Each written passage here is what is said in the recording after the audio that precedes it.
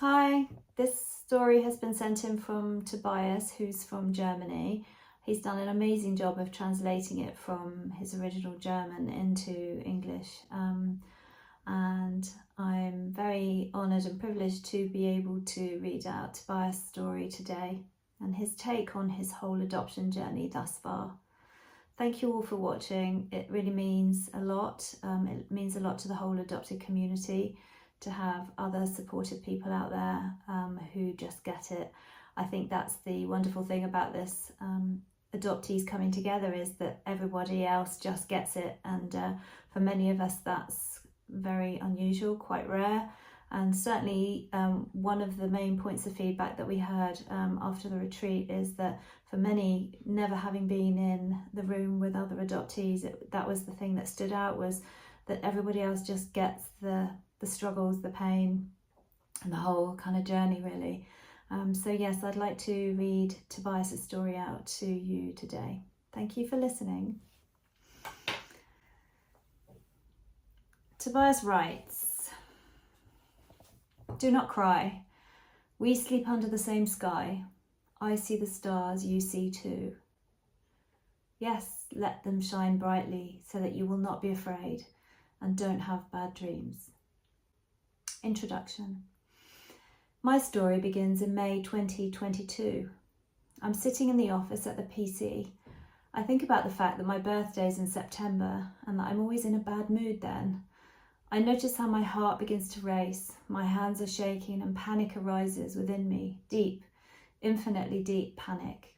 What is happening inside me? Is that what it is? I need help. My actual story begins, as I've been able to reconstruct the story so far, like every story at the beginning, in September 1977 in Wernigerode, a small district town in East Germany. 3 weeks early on a Thursday at 10 p.m. My mother was 19 and already had a daughter, Gabby, 2.5.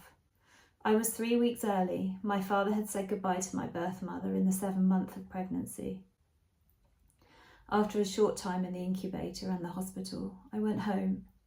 Then a few days later, the first shock, pneumonia, children's hospital, alone in the hospital for over a month, as was common at the time. No time for love, for closeness, for everything a newborn needs other than medical care. I was preoccupied with survival. Then we went home again, but not for long. In November, it was time to go to the creche. For the child, creche in the GDR, East Germany, means staying in a foreign environment from Monday morning to Friday afternoon, including overnight stay. Why? In the GDR, you had the right to work and the damned obligation to go to work. And my biological mother, as a single parent, had no other option for me. Not good for me. This shaped me for the rest of my life, as I would only find out much later during psychotherapy. The drama begins. My mother let it slide, said the GDR state was giving in. Far from it. At 1 year old, on September 13th, 1978, I wasn't going home. On the contrary, I was admitted to the children's and infants' home.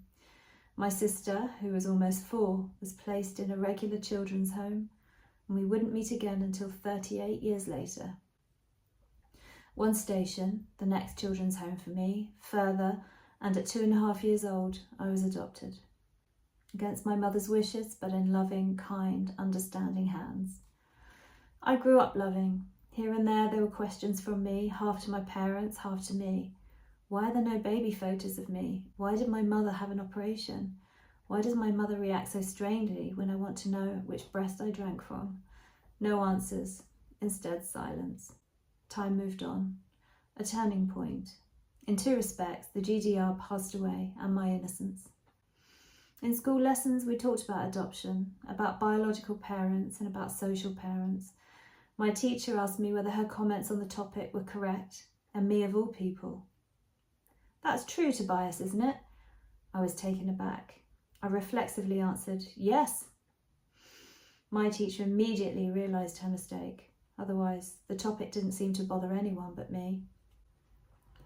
I came home and asked. The total shock My mother reported in tears at the kitchen table, "Yes, you're adopted." My vision went black and I just wanted to be alone. I cried, and at the same time I couldn't really cry because the anger was mixed with shock. Suddenly, in a sad way, everything made sense. Because my mum was crying, I didn't want to dig into this wound any further. I pondered for a while and came to the conclusion that my birth mother gave me away so that I would have a better life. This was the least painful story for me, and I accepted it for myself for many years. I didn't even think about all the consequences that adoption brings. A lot of things were repressed. When I think about it now, I can trace a lot of it back to my past, my fears, the lack of connection, my lost self. Thought carousel. With the news that I was adopted, a carousel started in my head that has been spinning ever since. First, my attempt to find a why in the whole story. As described, the least painful version for me is that it happened for my good.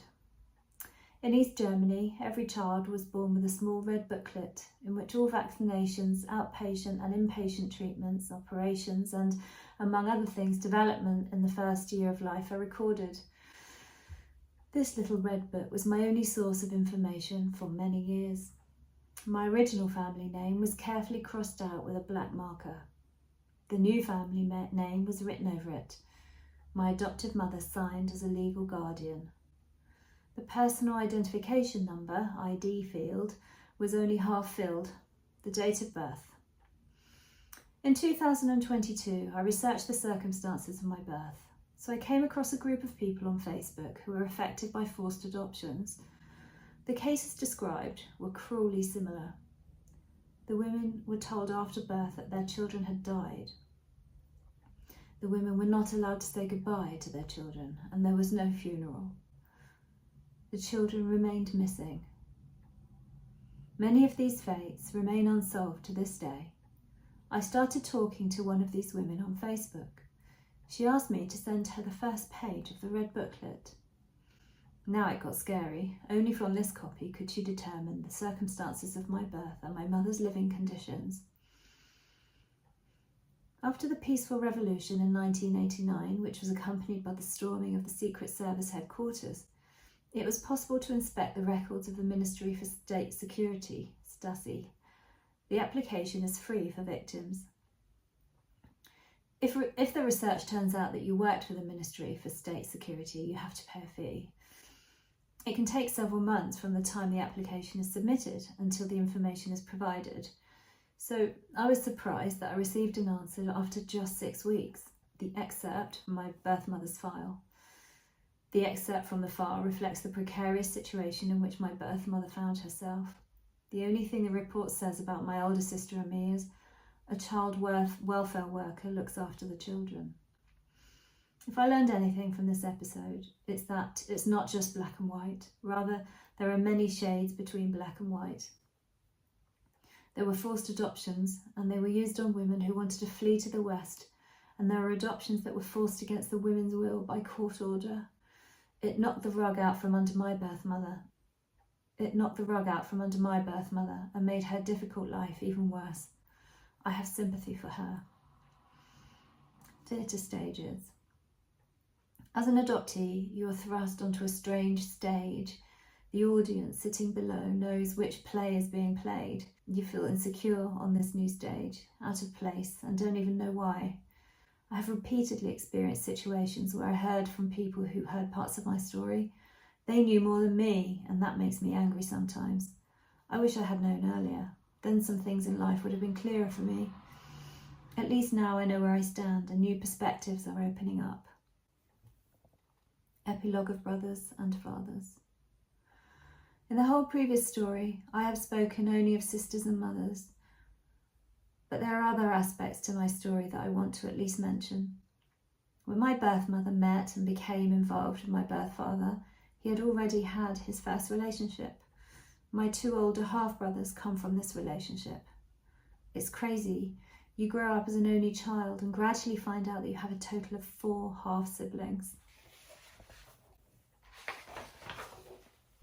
I have contact with my 2 sisters, but unfortunately I have no contact with my brothers, which I regret very much, but I accept their decision.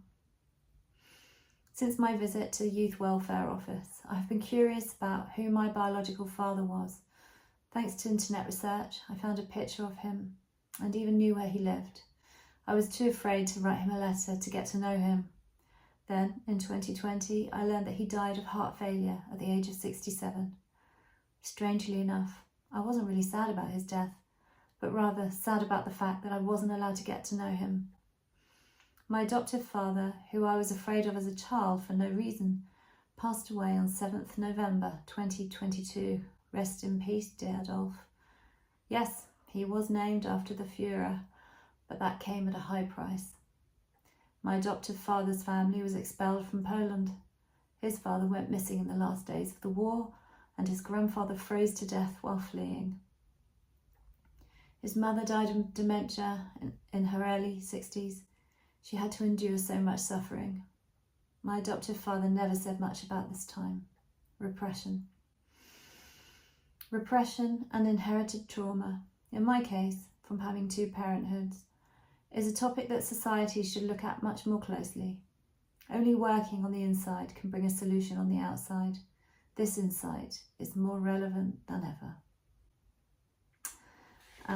Thank you so much, Tobias, for sending that story. And I absolutely agree with your closing statement about working on the inside. As they say, it's an inside job. Happiness is an inside job. There's so much in there about loss, and it really struck me as I was reading the story about how much the fate of adoptees is in the control of other people, and I think that is something that really comes through. Obviously, the adoption was not, and as with many adoptions in the 60s and such like, the forced adoptions, they're very harrowing stories.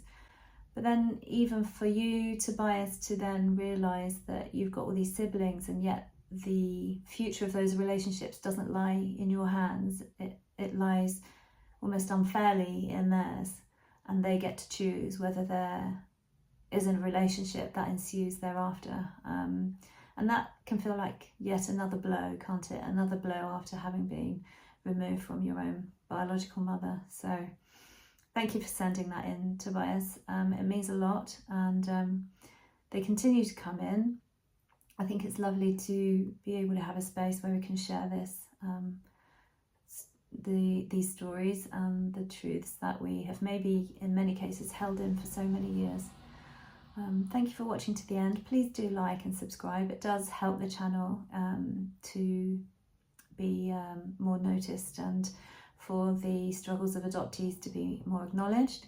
Obviously, I'm trying to balance the plight of adoptees with support for future adopting parents, because I believe that's vital. I think it's really important to help to try and bridge that gap and to talk about what the findings are from research and from speaking to people, clients, almost anecdotally as well. And hopefully the future for adoptees can be a little bit brighter. All right, thank you for watching. All right, take care. Bye.